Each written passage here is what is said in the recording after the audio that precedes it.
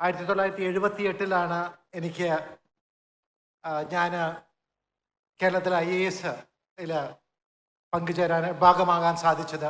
അതിനു മുമ്പത്തെ 2 തവണ ഞാൻ ഈ പരീക്ഷ എഴുതി, സിവിൽ സർവീസ് പരീക്ഷ എഴുതി. ആദ്യത്തെ തവണ എഴുതിയപ്പോഴെനിക്ക് ഞാൻ ഉദ്ദേശിച്ച IAS കിട്ടിയില്ല. എനിക്ക് ഇന്ത്യൻ പോലീസ് സർവീസ് IPS ആണ് കിട്ടിയത്.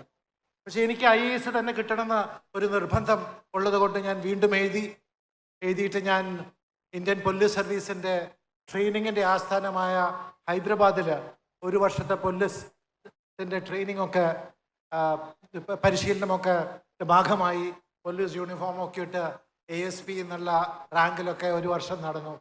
പക്ഷെ ഒരു പോലീസ് ഉദ്യോഗസ്ഥനാകാനായിട്ടുള്ള ഒരു താല്പര്യം എനിക്കില്ലാത്തത് കൊണ്ട് ഞാൻ രണ്ടാമത് എഴുതി വീണ്ടും IAS കിട്ടി. കേരള കാഡറിൽ ആ ബാച്ചിലത്തെ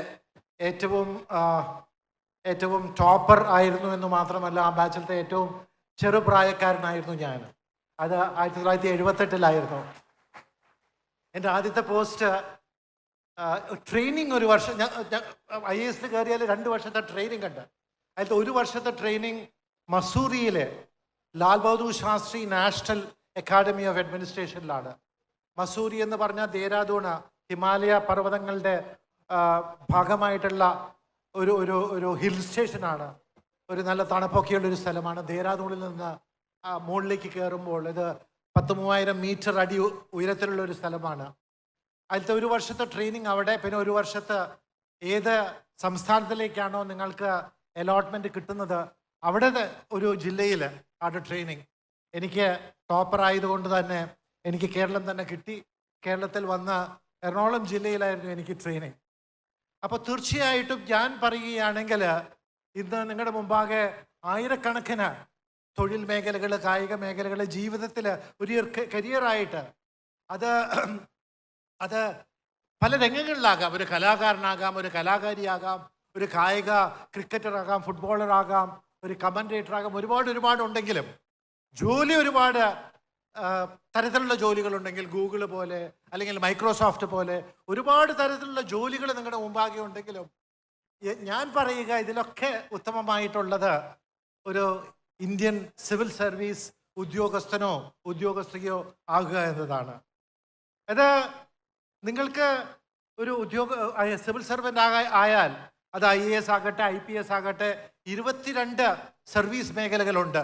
ഒരൊറ്റ പരീക്ഷ യൂണിയൻ പബ്ലിക് സർവീസ് കമ്മീഷൻ്റെ കീഴിലുള്ള UPSC എന്ന് അറിയപ്പെടുന്ന യൂണിയൻ പബ്ലിക് സർവീസ് കമ്മീഷൻ്റെ കീഴിൽ ഒരൊറ്റ പരീക്ഷ എഴുതിയാൽ 22 വിവിധ സർവീസുകളിൽ നിങ്ങൾക്ക് ചേരാൻ സാധിക്കും. അതിലത്തെ ഏറ്റവും മുകളിൽ കിടക്കുന്നത് IAS ആണ് തീർച്ചയായിട്ടും. പിന്നെ IPS ഉണ്ട്, ഇന്ത്യൻ ഫോറിൻ സർവീസ് ഉണ്ട്, ഇന്ത്യൻ റവന്യൂ സർവീസ് ഉണ്ട്, Indian audit and account service ഉണ്ട്. അങ്ങനെ 23 സർവീസുകളിൽ ഒരൊറ്റ പരീക്ഷ കൊണ്ട് നിങ്ങൾക്ക് ഭാഗവത്താകാൻ സാധിക്കും. ഞാൻ തീർച്ചയായിട്ടും നിങ്ങളോട് പറയാം, ഇത്തരത്തിലുള്ള പല രംഗങ്ങൾ നിങ്ങളുടെ മുമ്പിലുണ്ടെങ്കിലും തീർച്ചയായിട്ടും ഒരു IAS ഉദ്യോഗസ്ഥനോ അല്ലെങ്കിൽ ഒരു സിവിൽ സർവൻ്റ് ആയാൽ അതിൻ്റെ നമുക്ക് കിട്ടുന്ന ആത്മസംതൃപ്തി മറ്റൊരു ലെവലാണ്.